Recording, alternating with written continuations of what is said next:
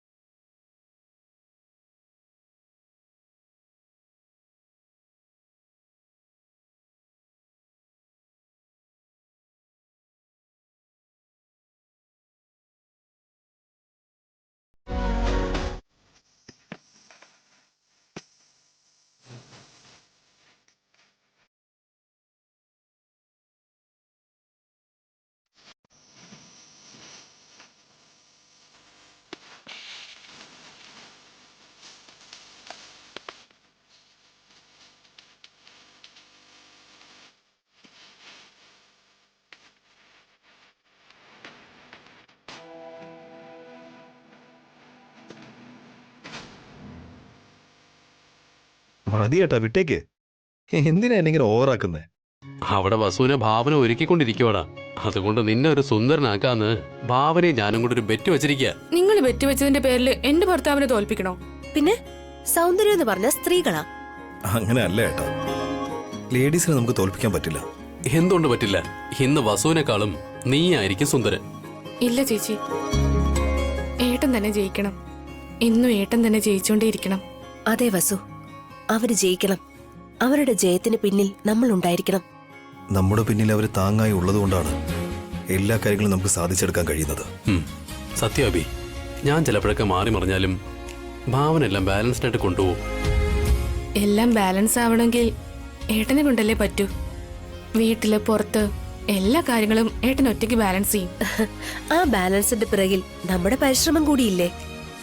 അതൊക്കെ പോട്ടെ, നിന്നെ ഞാനും അമ്മയെ ഭാസ്കരേട്ടനും റെഡിയാക്കിക്കൊണ്ടിരിക്കുക. അപ്പൊ വീടാരാ ഡെക്കറേറ്റ് ചെയ്തോണ്ടിരിക്കുന്നെ? അത് ഞാനാ. ഈ മാലയെല്ലാം കോർത്തത് ഞാനാ. ഈ തോരണം തൂക്കിയത് ഞാനാ. അത് ഞാനാ. ഈ പൂവിട്ടതും ഞാനാ. ആ ലൈറ്റ് ഇട്ടതും ഞാനാ. അത് ഞാനാ. അത് ഞാനാ. അത് ഞാനാ. അത് ഞാനാ. ജോലി ചെയ്യാതെ ഇവിടെ നിന്ന് പാട്ട് പാടിക്കൊണ്ടിരിക്കുക. ജോലിയും ചെയ്ത് പാട്ടും പാടിക്കൊണ്ടിരിക്കുക ഏട്ടാ. ഞാൻ പാട്ട് നിർത്തിയിട്ട് ജോലി ചെയ്യ്. ജോലി നിർത്തിയിട്ട് ഞാൻ പാട്ട് പാടിയില്ലല്ലോ ഏട്ടാ. ജോലി ചെയ്ത് അതിന് ക്ഷീണം മാറ്റാനായിട്ടാ ഞാൻ പാട്ട് പാടി. ഇതൊക്കെ നിനക്കൊരു കഷ്ടപ്പാടാ. അതിനുവേണ്ടി ഇവിടെ എന്ത് ജോലിയാ ഉള്ളത്? ഒരു കാര്യം ചെയ്യ്, ഈ തോരനൊക്കെ ഏട്ടനൊന്ന് കെട്ടി തൂക്ക്. ഇപ്പൊ എന്തിനാ നീ എന്നോട് ചൂടാവുന്നേ? അല്ലാതെ ഞാൻ എന്താ പറയണ്ടേ? ജോലി ചെയ്താലല്ലേ അറിയൂ. രാവിലെ മുതൽ ഞാൻ ആ തട്ടുകടയിൽ പോയിട്ട് ദോശ ചുട്ടോണ്ടിരിക്കുകയായിരുന്നു. ആ ഭാസ്കറിന്റെ സഹായത്തോടെ ബൈക്ക് കയറി ഞാൻ വീട്ടിലേക്ക് വന്നു. വന്ന ഉടനെ എനിക്ക് ഈ ജോലിയും കിട്ടി. അതെ, നിന്റെ ഏട്ടത്തെ അമ്പലത്തിൽ പോയിരിക്കല്ലേ? അഭിയുടെയും വസുവിന്റെയും പേരില് അർച്ചന നടത്താൻ വേണ്ടിയാ അമ്പലത്തിൽ പോയിരിക്കുന്നേ. പിന്നെ വീട് ആരാ ഡെക്കറേറ്റ് ചെയ്യുന്നേ? വേണമെങ്കിൽ നിനക്ക് തുണയായിട്ട് 2 ആളുകളെ അയക്കാം. 2 ആൾക്കാരോ?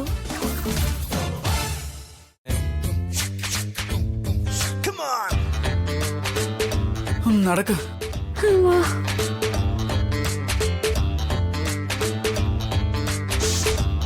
ആ, 2 ആൾക്കാരെത്തിയല്ലോ. നല്ല സമയത്താ കേറി വന്നത്. നിങ്ങളുടെ തലയിലെടുത്ത് മാറ്റാൻ പറ്റില്ല. നിനക്ക് എന്ത് വേണമെന്ന് വെച്ചാ അവരോട് ചെയ്തു തരാൻ പറ. എന്താ അച്ഛാ? ജോലിയാടാ. ജോലിയോ?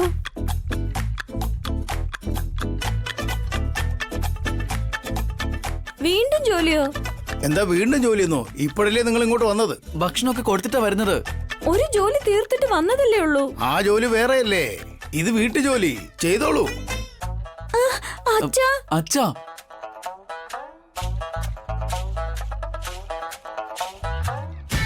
എന്താ ഇളയമ്മ ഇത്?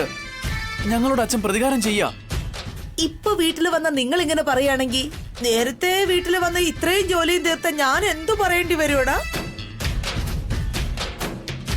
നടക്കുന്നതിലും വണ്ടി തള്ളുന്നതിലും രക്ഷപ്പെട്ട് ഇവിടെ വന്നപ്പോ ദാ ഈ പടുകുഴിയിൽ വന്ന് ചാടി. ഇവരുടെ വാർഷികം ആഘോഷിക്കാൻ നമ്മൾ തന്നെ കഷ്ടപ്പെടണോ?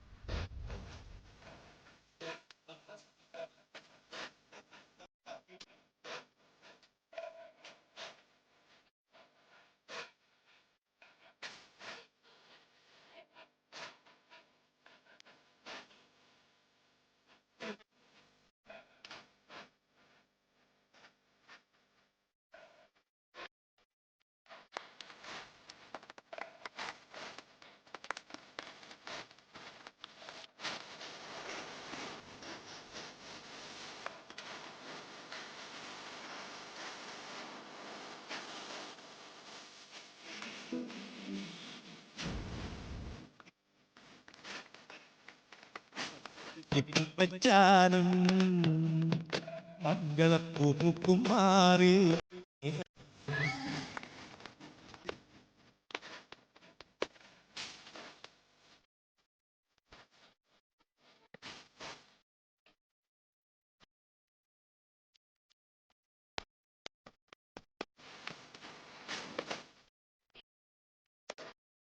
നൂറ് വർഷം നന്നായിട്ട് ജീവിക്കൂ. എല്ലാ ഐശ്വര്യവും ദീർഘായുസും ദൈവം നിങ്ങൾക്ക് തരട്ടെ. എനിക്കിനി ഒരു രണ്ടാം കല്യാണത്തിന് സാധ്യതയില്ലേ? ഇവനാണെങ്കിൽ വർഷാവർഷം കല്യാണം കഴിച്ച് പുതുക്കിക്കൊണ്ടിരിക്കുക.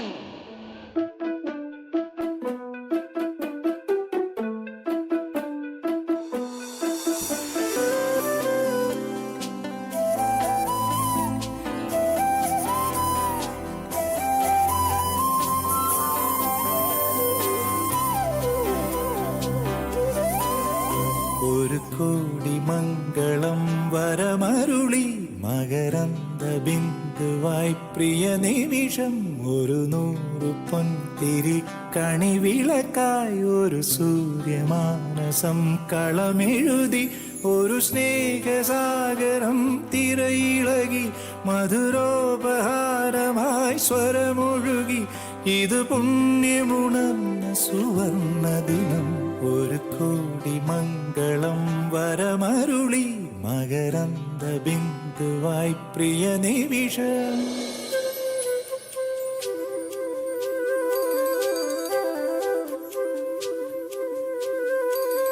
മഴവില്ലിൻ നിറമേഴും കന്നിമഴയായി പെയ്യുമ്പോൾ ഇത് സ്വപ്നമുണർന്ന സുവർണ ദിനം.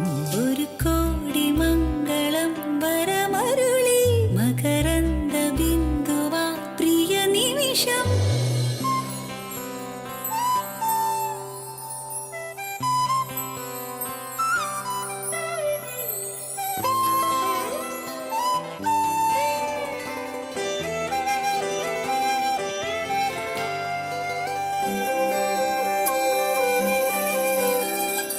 അന്നു നീ എൻ്റെ അരികിൽ വന്നു അനുരാഗ സന്ധ്യ വിരിഞ്ഞു.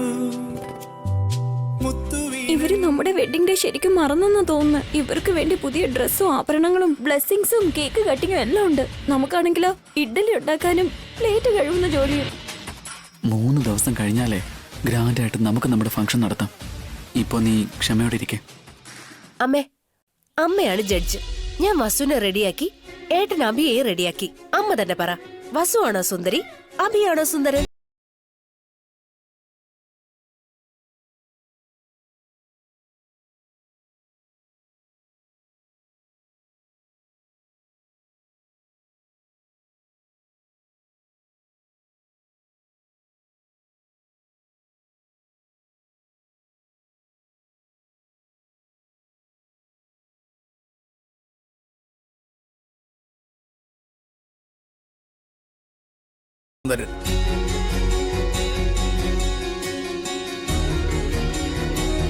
നിങ്ങളും പറയണ്ട, ഞങ്ങളും പറയുന്നില്ല.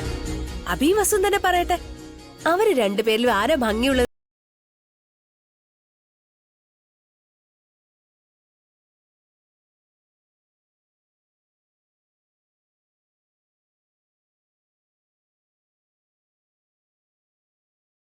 അവളുടെ നാണം കാണുമ്പോൾ എനിക്ക് ചാവാനാ തോന്നുന്നത്. ഇപ്പൊ ഈ മിസ്റ്റർ ഇന്ത്യ മിസ്സസ് ഇന്ത്യ കോമ്പറ്റീഷന്റെ ആവശ്യമുണ്ടോ?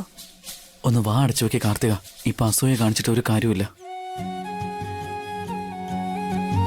പറയുന്നേ, നിങ്ങളിൽ ആർക്കാ ഏറ്റവും ഭംഗി? ഏട്ടനാ. വസുന്ധര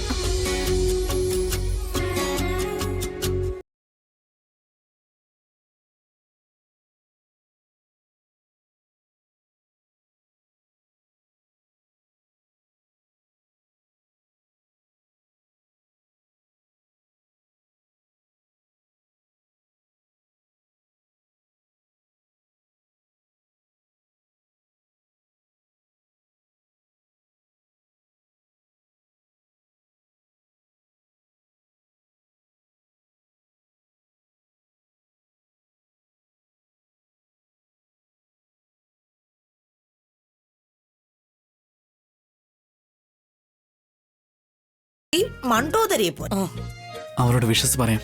വേറെ വഴിയില്ലല്ലോ. Happy wedding anniversary.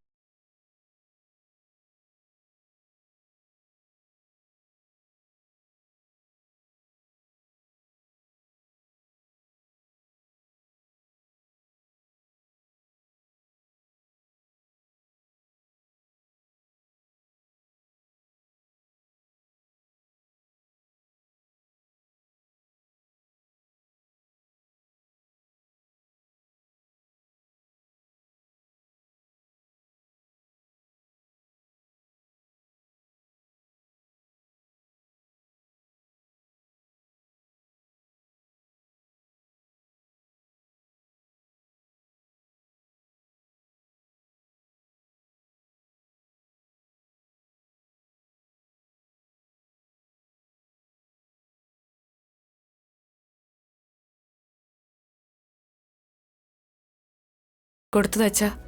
ആ പുണ്യമാണ് പിന്നീടുള്ള ബിസിനസ്സിന് ഞങ്ങൾക്ക് സഹായമായത്. ഇന്ന് നമ്മൾ അന്നദാനം കൊടുത്ത് നിറയെ പുണ്യം സമ്പാദിക്കണം. നമ്മുടെ കയ്യിലുള്ളത് വെച്ച് എത്ര പേർക്ക് ആഹാരം കൊടുക്കാൻ കഴിയുമോ അത്രയും നമ്മൾ കൊടുക്കണം.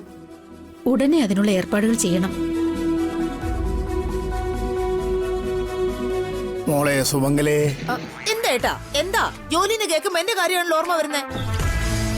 വീട്ടിൽ ഇത്ര ആൾക്കാരില്ലേ, അവരാരെങ്കിലും വിളിച്ചാലെന്താ? എന്നെ തന്നെ വിളിക്കണല്ലേ? എന്താന്ന് വെച്ചാ ഈ വീട്ടിൽ ഏട്ടൻ കഴിഞ്ഞാൽ മുതിർന്നവൾ ഏട്ടത്തിയല്ലേ. മുതിർന്നവർക്ക് റെസ്റ്റ് കൊടുക്കണം. ജോലിയാണോ കൊടുക്കണ്ടേ? അന്നദാനത്തിന് വേണ്ടി ജോലി ചെയ്താൽ നമുക്ക് പുണ്യം കിട്ടും മോളെ. നമ്മുടെ കഷ്ടപ്പാടൊക്കെ തീരണ്ടേ? കഷ്ടപ്പാട് തീരുന്നോ? അത് തുടർന്നുകൊണ്ടിരിക്കല്ലേ?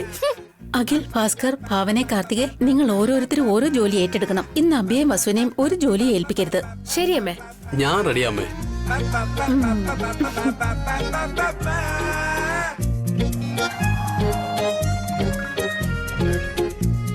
അവർക്കിന്ന് നഷ്ടമാണ്. കഷ്ടപ്പെടേണ്ടത് നമ്മളല്ലേ. ഡോണ്ട് വറി, നമ്മുടെ ടൈം വരും.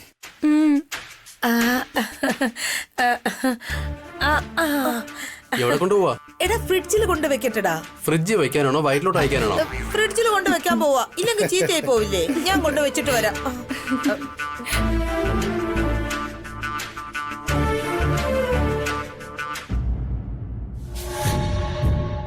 ഹലോ അഖിൽ, പറയൂ സർ. സുഖമാണോ മോനെ? സോറി, നിങ്ങളുടെ അവസ്ഥ മനസ്സിലാക്കി ഞാനിങ്ങനെ ചോദിക്കുന്നല്ലോ.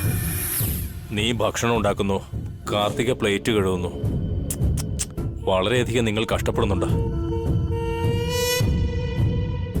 ആ അഭിറാം നിങ്ങളോട് കപട സ്നേഹം കാണിച്ചുകൊണ്ട് നിങ്ങളെ സങ്കടപ്പെടുത്തിക്കൊണ്ടിരിക്കുക. ഈ കഷ്ടപ്പാടൊക്കെ ഇനി 2 ദിവസത്തേക്കല്ലേ. അത് കഴിഞ്ഞ് അങ്ങളുടെ വീട്ടിലേക്ക് വരില്ലേ? എന്താണോ ഇവരിങ്ങനെ? എപ്പോ നോക്കിയാലും എന്റെ വീട്ടിൽ താമസിക്കുന്ന കാര്യമല്ലാതെ വേറൊന്നും പറയാനില്ലേ അവർക്ക്? അവര് വരുമെന്ന് പറഞ്ഞാലും സാറതിന് സമ്മതിക്കില്ലല്ലോ. അവരെ കാക്ക ഓടിക്കുന്നത് ഓടിക്കില്ലേ? ഹലോ, എന്താ സാർ ഫോൺ മ്യൂട്ടാക്കി വെച്ചത്? മ്യൂട്ടാക്കിയത് ഫോണല്ല മോനെ, എന്റെ ഹൃദയോ. നിങ്ങളുടെ കഷ്ടതകളെ കുറിച്ച് ഓർക്കുമ്പോ എന്റെ ഹൃദയത്തിനെന്തോ ഭാരം തോന്നുന്ന പോലെയാ. ഒരു വാക്ക് പോലും പുറത്തേക്ക് വരുന്നില്ല. ഒരുപാട് നന്ദിയുണ്ട് അങ്കിൾ. ഞങ്ങളെ ഓർത്ത് അങ്കിളെങ്കിലും വിഷമിക്കുന്നുണ്ടല്ലോ. ഞാൻ ഫീൽ ചെയ്തിട്ട് ഒരു പ്രയോജനമില്ല മോളെ. നിങ്ങളുടെ പേരിൽ കേസ് കൊടുത്തവര് കോടതിയിൽ ഇപ്പോൾ റീപെറ്റീഷൻ കൊടുത്തിരിക്കുക. അഖിലിന്റെയും ഭാസ്കറിന്റെയും ബെയിൽ റദ്ദായിട്ട് അവര് വീണ്ടും ജയിലിലേക്ക് പോകേണ്ടി വരും മോളെ. എന്താ സാർ ഈ പറയുന്നേ? സാറുള്ളപ്പോ ഞങ്ങൾ വീണ്ടും ജയിലിൽ പോണോന്നോ? എന്താ മോനെ ചെയ്യാൻ കഴിയുക? എത്ര പറഞ്ഞിട്ടും അവർ കേൾക്കുന്നില്ല. അവരെ കൊണ്ട് എങ്ങനെയും കോംപ്രമൈസ് ചെയ്യിക്കാന്ന് വെച്ചപ്പോ നിങ്ങളുടെ അഭിറാം ഒപ്പിട്ട് കൊടുക്കുന്നതുമില്ല. അയാൾ ഒപ്പൊന്നും വിടില്ല അങ്കിൾ. നമ്മൾ തന്നെ എന്തെങ്കിലും ചെയ്യണം. അതിനുവേണ്ടി ഞാനൊരു പ്ലാൻ ഇട്ടിട്ടുണ്ട് മോളെ. ഇന്ന് അഭിറാമിന്റെ വിവാഹ വാർഷികമല്ലേ? അതെ സാർ, അന്നദാനം നടത്തുന്നുണ്ട്. ആ ഭക്ഷണത്തില് ഡ്രഗ്സിന്റെ പൊടി കലർത്തിയാൽ ഫുഡ് പോയ്സൺ ഉണ്ടായി കഴിച്ചവർക്കത് എഫക്റ്റ് ചെയ്യും. അത് കേസായി അഭിറാമിന് ജയിലിലേക്ക് പോകേണ്ടി വരും.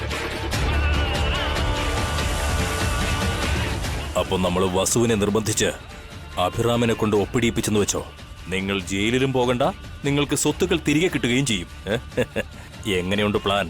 Super plan uncle. ഇക്കാര്യം ഏട്ടനും അച്ഛനും അറിഞ്ഞു കഴിഞ്ഞാൽ എന്നെ ജീവിക്കാൻ അനുവദിക്കില്ല സാർ. ഇപ്പൊ പിന്നെ നിങ്ങളെന്താ സുഖമായിട്ടാണോ ജീവിക്കുന്നത്? ഒരു ഫാക്ടറിയുടെ പ്രൊപ്പറേറ്ററാ താൻ. തൊഴിലാളിയെ പോലെ ജോലി ചെയ്യുന്നു. ലൈഫിൽ ഇടയ്ക്കൊക്കെ റിസ്ക് എടുക്കണം മോനെ. കറക്റ്റാ സാറ് പറഞ്ഞത്. വേറെന്തെങ്കിലും പ്ലാൻ പറയും സാർ. ഉടൻ തന്നെ ഒരു പ്ലാൻ ആലോചിക്കാനുള്ള സമയവും ക്ഷമയും ഒന്നും എനിക്കില്ല. ഇതാണ് ഫൈനൽ. ഇതാ നോക്ക്, ഞാനും എന്റെ PAയും അങ്ങോട്ട് വരാൻ പോവാ. നിന്റെ ചേട്ടനും ചേട്ടത്തിക്കും ഞാൻ ആശംസകൾ അറിയിക്കും. അതിനുശേഷം നമുക്ക് നമ്മുടെ പ്ലാൻ നടപ്പാക്കണം. മനസ്സിലായോ? എന്താ കാർത്തിക ഇയാളെ ഇപ്പൊ ഇങ്ങനെയൊക്കെ പറയുന്നേ? നമ്മളങ്ങനെ പെട്ടുകഴിഞ്ഞാ? നീ ടെൻഷൻ ആവണ്ട അഖിൽ, എല്ലാ MLA അങ്ങള് നോക്കിക്കോളും. എല്ലാം ഞാൻ തന്നെ നോക്കണമെങ്കിൽ പിന്നെ താനെന്തിനാടോ PA? ആ അഖിലിന് കുറച്ച് അധികം പേടിയുണ്ട്. നീ ഒന്ന് ശരിയാക്ക്. ശരി സാർ. സാർ തയ്യാറാണെങ്കിൽ നമുക്ക് പോവാം. നടക്ക്.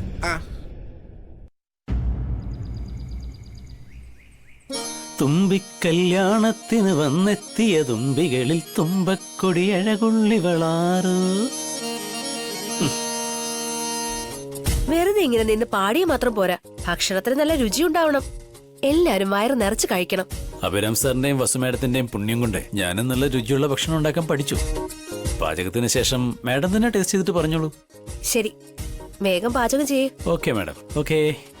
തുമ്പിക്കല്യാണത്തിന് വന്നെത്തിയ തുമ്പികളിൽ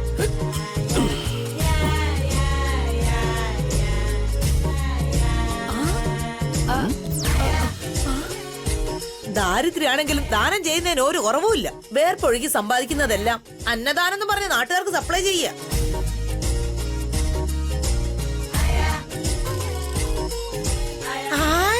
അണ്ടിപ്പരിപ്പ്.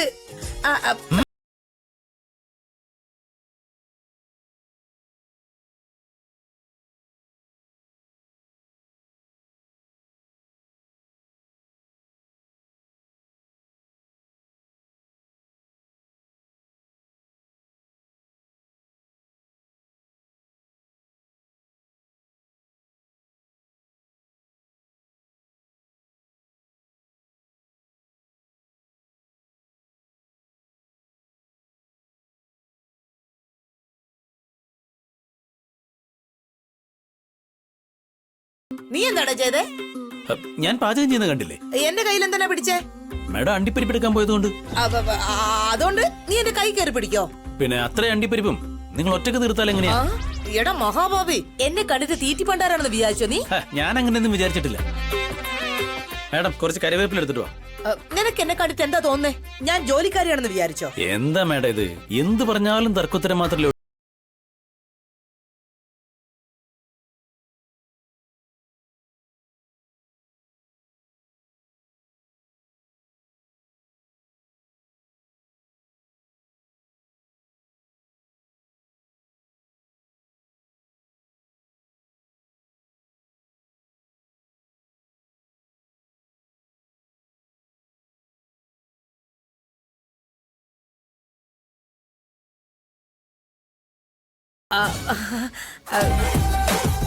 അപ്പോ നിനക്കും എന്നെ പോലെ കല്യാണം ആയിട്ടില്ല അല്ലേ?